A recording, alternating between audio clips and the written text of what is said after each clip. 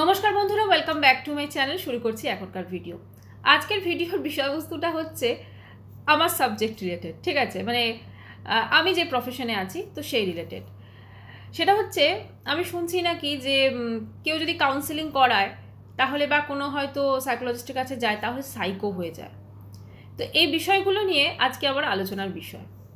প্রথমেই বলি যে আমাদের এই যে এখন জীবনযাত্রা, আমাদের এই যে কর্মব্যস্ততা এবং এই সব কিছুর মধ্যে আমাদের কিন্তু টেনশনটা প্রচণ্ড বেড়ে গেছে। শুধু টেনশন না, এখন মানুষজন উপলব্ধি করতে শুরু করেছেন যে শরীরের সাথে সাথে মনের চিকিৎসাটাও কিন্তু ভীষণভাবে ইম্পর্টেন্ট।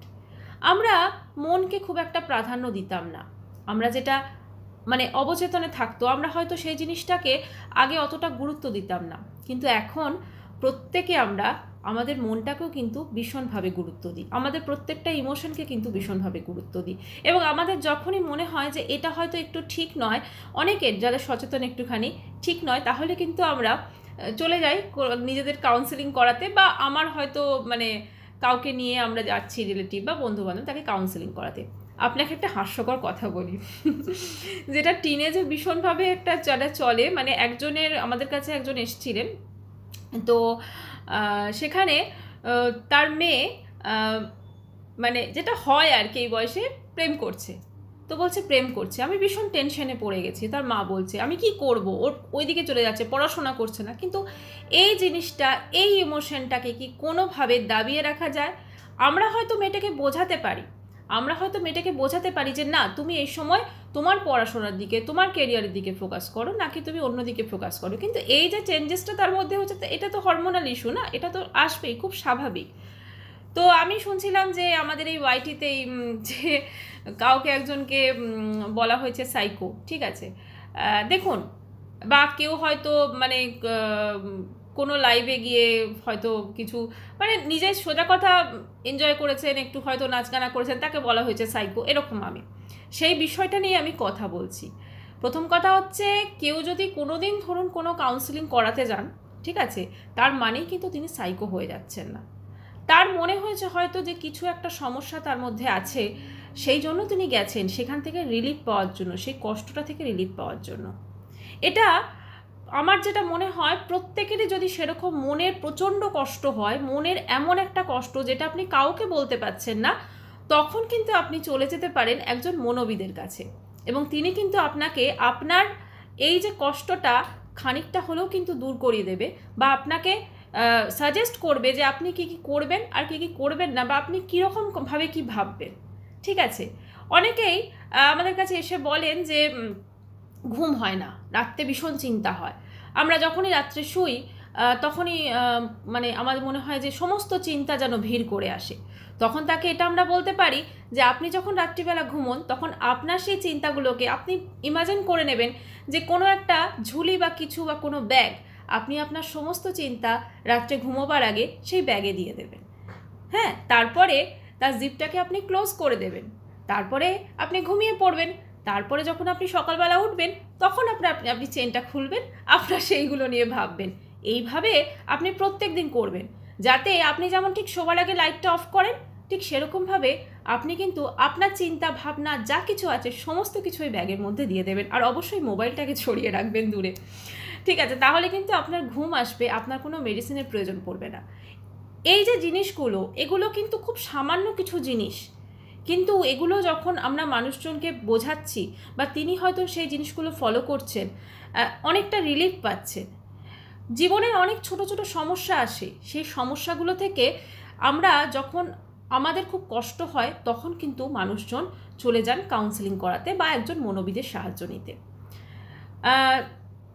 আমি একটি কেস দিয়েছিলাম যেখানে একজন এসেছিলেন, তার খুব সমস্যা হচ্ছে, যেটা খুব সিরিয়াস একটা সমস্যা ছিল। তিনি তার মানে খুব কাছের কাউকে, হ্যাঁ, তিনি মুখাগ্নি করেছিলেন।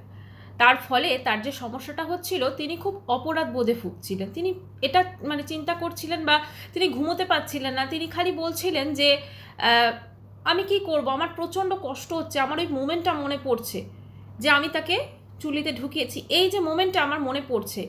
তো এইটা আমি কি করে দূর করব? তখন তাকে এটা বোঝানো হলো যে আজকে যদি আপনি সেটা না করতেন, তাহলে একটা ডেড বডিকে ধরুন আমরা যদি ফেলে রাখি কোথাও, তাহলে সেটা যেভাবে নষ্ট হয়ে যেতে পারে বা তার যেভাবে পচন ধরতে পারে বা সেটা যেভাবে অন্য কিছু হতে পারে, তার থেকে তো আপনি অনেকটা ভালো কাজ করেছেন, যেটা আমাদের হিন্দু শাস্ত্রে আছে, আপনি সেটাই করেছেন। তো আপনি তো আপনার ডিউটি করেছেন, তাহলে তো আপনি কোনো ভুল কাজ করেননি। এইভাবে ধীরে ধীরে, এবং সেটা তো একদিনে আসবে না, কারণ আপনি যদি কোনো মনোবিদের কাছে যান, তাহলে কিন্তু প্রথমে যদি আপনি নিজের কাউন্সেলিং করান, সেখানে আপনাকে নর্মাল প্রসেসে কথা হবে। তারপরে যখন যদি আপনার খুব সিরিয়াস ইস্যু হয়, সেক্ষেত্রে তখন মেডিসিনের আপনি যেতে পারেন।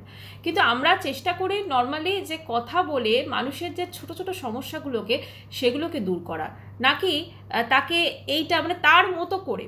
যেমন আমরা ধরুন এই যে ইমোশনগুলো যেগুলো এখন বাইটিতে ভীষণভাবে চলছে, এই যে অ্যাটাক চলছে, পার্সোনাল অ্যাটাক, ঠিক আছে, এ ওর বাচ্চাকে অ্যাটাক করছে, এ ওর হাজব্যান্ডকে অ্যাটাক করছে, এ এ ধরুন আপনার কি বলে কারুর মার মানে মৃত্যু, এই সমস্ত যে কথাগুলো বলছে, তো যে ধরুন বলছে সে খুব মজা করে হয়তো বলছে, তাকে কিন্তু পোক করার জন্য বলছে, তাকে কষ্ট দেওয়ার জন্য বলছে, কিন্তু যাকে বলছে তার কাছে যদি এই ধরুন একটা রিমোট থাকে যে আমাকে যে যা কিছু বলুক আমার কোনো কিছু হবে না, আমার রিমোটটা আমি কি করব বা আমি কি কাজকর্ম করব সেটা আমি প্রেস করব, আমার কিন্তু আমার ইমোশনের যে রিমোটটা সেটা কিন্তু অন্য কেউ প্রেস করবে না।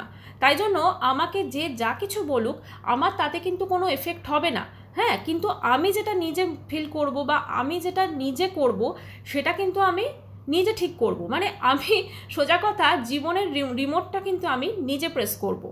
এই ইমোশনের ক্ষেত্রে বলছি, রিমোটটা কিন্তু আমি নিজে প্রেস করব। আমি কিন্তু কে একজন এসে বলে গেল যে অমুকের এই হবে বা তমুকের সেই হবে, সেটা কিন্তু হয়ে যাবে না। তার বলছে মানে তিনি সত্যি কথা মানসিকভাবে অসুস্থ। যারা ধরুন আমি দেখছি স্পেশালি কয়েকটা চ্যানেল যেখানে শুধুমাত্র গালাগাল দেওয়া হয় এবং একে অপরের মানে কি বলবো এত নোংরা নোংরা কথাবার্তা বলা হয়, এত নোংরাভাবে মানুষকে অ্যাটাক করা হয়, অ্যাকচুয়ালি তারা কিন্তু সাইকো, তারা কিন্তু মানসিক রোগগ্রস্ত, ঠিক আছে। এবং আমার যেটা মনে হয় তাদেরও কিন্তু প্রপারভাবে কাউন্সেলিং প্রয়োজন, কারণ এই যে কথাগুলো তারা বলছেন তার মানে কি তাদের মধ্যে কোথাও একটা সেই ফ্রাস্ট্রেশনটা আছে, তাদের মধ্যে কোথাও একটা এটা আছে যে আমি কিন্তু অন্যদের মতো নই বা আমার মধ্যে সেই কোয়ালিটিসগুলো নেই, তাহলে আমি অন্যকে কি করে নিচে দেখাবো, আমি অন্যকে কি করে নিচে দেখাবো। তাই জন্য কি করছে সে নিজে ওই রকম ওই যে বাক্যবান, সুমধুর বাক্যবান, যেটা হয়তো উনিই দিতে পারবেন কিন্তু উনি যাকে বলছেন তিনি হয়তো অতটা দিতে পারবেন না, তাই জন্য কিন্তু উনি ওটা করছেন। তাহলে এই জিনিসগুলোকে যদি আমরা একটু বুঝি, তাহলে কিন্তু আমাদের কাছে জীবনটা একটু সহজ হয়ে যায়। আমাদের এই যে জীবনটা ধরুন এটা খুব একটা তো যে একদম সবসময় যদি আমরা ভাবি সমস্যা, সবসময় যদি আমরা ভাবি কোর্ট কেস, হ্যাঁ ধরুন লাইভ খুললেই যদি লাইভের মধ্যে কোর্ট কেস সংক্রান্ত আলোচনা হয়, সেটা কি সত্যি শুনতে প্রতিদিন কারোর ভালো লাগবে?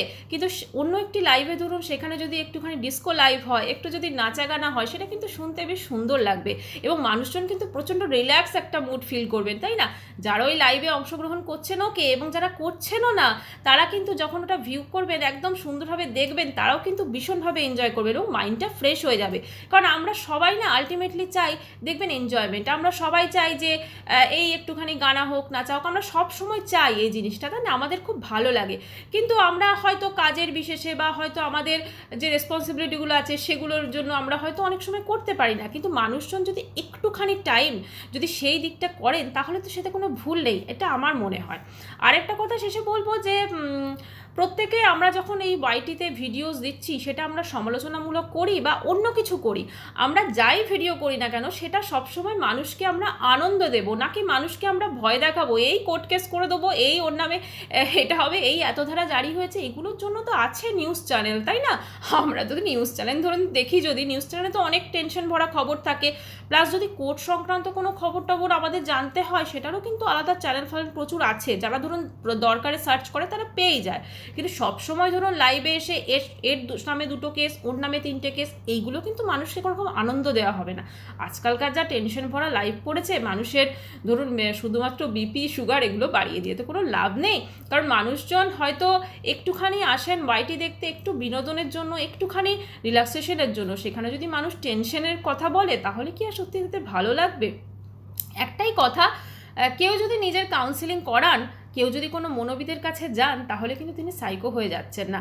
তিনি মনোবিদের কাছে গেছেন, তাকে যে যেতে হবে এটা যে তিনি রিয়েলাইজ করেছেন এবং তিনি গিয়ে যে সেটা সুস্থ হতে চাইছেন বা সেই প্রবলেমসটা হয়তো দূর করতে চাইছেন, এটা তো খুব ভালো আছি। বা অনেক মানুষজন এমন দেখা যায় যারা হয়তো হাজার সমস্যা, হাজার দুঃখ, হাজার কিছু, যে ডিপ্রেশনে চলে গেছে, তিনিও কিন্তু কাউন্সেলিং করান না, এবং এই জিনিসগুলো কিন্তু বাড়তে বাড়তে অনেক খারাপ দিকে চলে যায়। অনেকে কেউ নেশাগ্রস্ত হয়ে যায়, কেউ হয়তো নিজের জীবনটাকে শেষ করে দেয়। তাই এগুলো করার আগে মানুষ যদি একটু সচেতন হয়, মানুষ যদি একটু কাউন্সেলিং করায় বা একটু ছোটোখাটো সমস্যাগুলোই, কারণ ছোটোখাটো সমস্যাগুলোই বাড়তে বাড়তে না সেটা একটা বিশাল আকার ধারণ করে। তাই ছোটোখাটো সমস্যাগুলোকেই যদি মানুষ শুরুতেই যদি দূর করে দেয়, শুরুতেই যদি নির্মূল করে দেয়, একদম পুরো শুরুতেই যদি আমরা সব কিছু নির্মূল করে দিই, তাহলে কিন্তু কোনো সমস্যা থাকে না। তো যাই হোক বন্ধুরা, এটা আমি এই ভিডিওটা কিন্তু কোনো রকমভাবে কাউকে উদ্দেশ্য করে হয়নি, ঠিক আছে? আমি যেটা দেখছি সেটা নিয়েই কথা বললাম, আমার যেটা আমি বলতে পারি বা যে বিষয়টাতে আছি সেই বিষয়টা নিয়েই কথা বললাম। আর আমার মনে হয় যে আজকালকার যুগে মানুষজন ধরুন একটুখানি নিজের শরীরের যেমন চিন্তা করেন, মনের চিন্তাটাও করা ভীষণ দরকার, কারণ এই মনটা কিন্তু ভীষণভাবে ইম্পর্টেন্ট। আমরা যদি সবসময় নেগেটিভিটি খুঁজে বেড়াই, এই ওর মধ্যে এইটা আছে আমি এত কেস করে দেবো, এই এটা আছে আমি এইটা করে দেবো, এই ওকে আমি গালি মারি, এই আমি তার মায়ের মৃত্যু কামনা করি, এগুলো কিন্তু কোনো এগুলো অন্যের কতটা ক্ষতি হচ্ছে জানি না, কিন্তু যিনি এগুলো করছেন তাদের কিন্তু প্রচুর ক্ষতি হয়ে যাচ্ছে ভেতরে ভেতরে। তাদের ভেতরে না সবসময় নেগেটিভিটি একটা এত হয়ে যাচ্ছে, এবং সবসময় তো ওই জিনিসটা নিয়ে ভাবছেন না। একটা ধরুন পজিটিভিটি নিয়ে ভাবা আর একটা নেগেটিভিটি নিয়ে ভাবা, সেটার মধ্যে কিন্তু পার্থক্য আছে। সবসময় যে একদম নেগেটিভ জিনিস চিন্তা ভাবনা, সবসময় তাদের মাথার মধ্যে এটা চলছে যে কী করে মানুষকে জব্দ করব, কী করে মানুষকে উল্টোপাল্টা কথা বলবো, এগুলো তো কোনো সুস্থ মস্তিষ্কের লক্ষণ নয় না। অ্যাকচুয়ালি কাউন্সেলিং কিন্তু তাদের দরকার। যাই হোক বন্ধুরা, ভিডিওটা এখানে শেষ করছি।